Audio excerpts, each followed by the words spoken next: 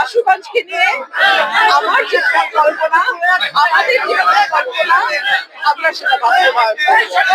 এত বড় দল, তাদের অনেক ব্যস্ততা আমি দেখছি।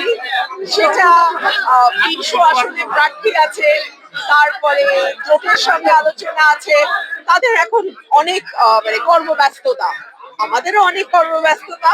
আমার এই দুটো উপজেলায় মানুষের প্রার্থী হিসেবে জিতে আসতে হবে। এটা সরাইল আশুগঞ্জের মানুষের নির্বাচন, এটা আমার ভোট না, এটা তাদের ভোট। আমি প্রার্থী না, সরাইল আশুগঞ্জের মানুষ এই আসনের প্রার্থী। সুতরাং আমি যদি এমপি নির্বাচিত হই, আমি বিশ্বাস করি আমার ৫.৫ লক্ষ ভোটার যারা আছে তারা নির্বাচিত হবে।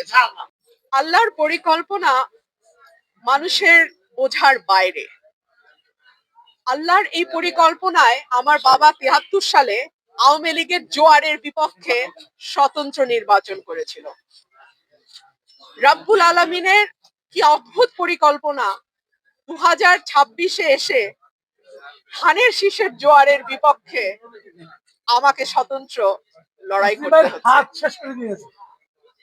আল্লাহ পরিকল্পনা এবং তার বাস্তবায়নের প্রক্রিয়া মানুষের বোঝার বাইরে।